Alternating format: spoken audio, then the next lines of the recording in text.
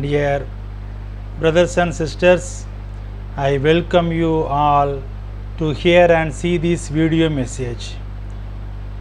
Today we are going to see the religious unrest and communal violence, how it affects our economy and individual lives.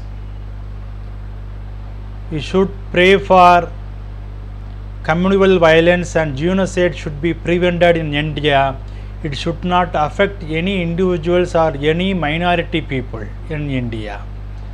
Content for this video I given in the description. You can go through and study. Communalism is an obstacle in the development of our country. Communal activities occurring frequently do harm the human resource and economy of the country and act as a barrier to the development of the nation. India has regularly struggled with communalism, resulting in violent attacks on other faith communities and destruction of places of worship.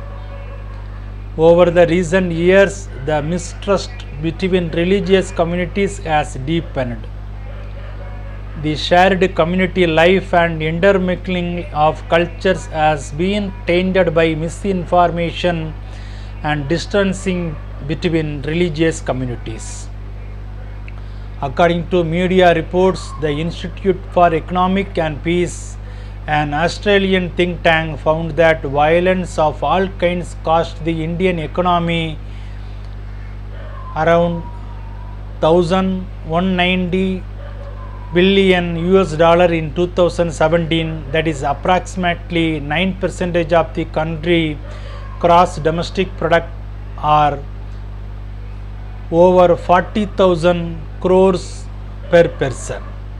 In comparison, India spends a little over 3% of its total GDP on education and little over 1% on health care. Religious freedom as protected by the Constitution of India. India is not alone in seeking to protect religious freedom.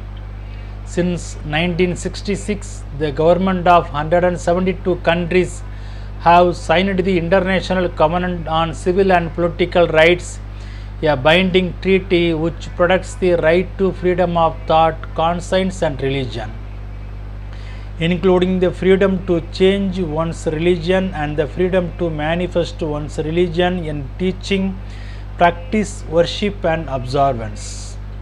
Yet there is a huge gap between the letter of the law and application of it, and the basic fundamental right to religious faith and practice is violated repeatedly.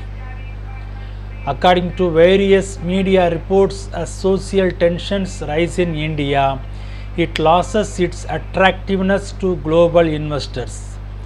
The uncertainty and instability created by communal tensions can discourage investors from committing capital, leading to a slowdown in economic growth.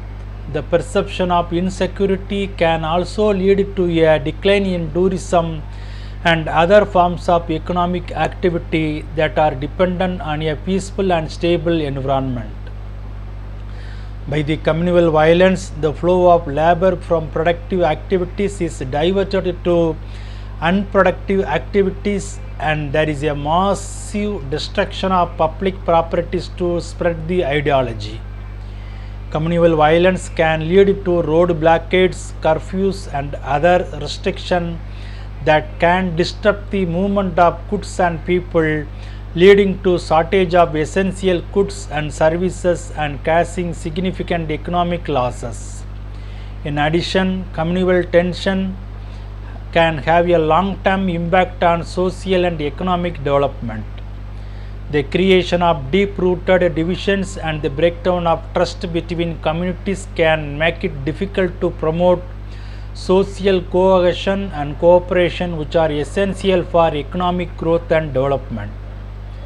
An interesting study by Brian Grimm, Craig Clark and Robert Edward Cinder shows that countries with lower levels of religious hostilities and government restriction on religion ranked higher in primary education and health technical training and higher education, technological readiness, innovation, communication and transport infrastructure, market efficiency, business sophistication, financial market development, institutional environment promoting wealth and labor efficiency market.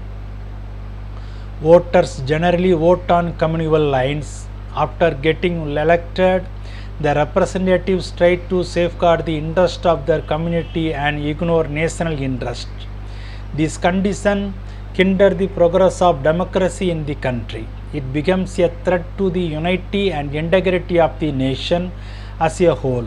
It promotes only the feeling of hatred in all directions, dividing society into communal lines.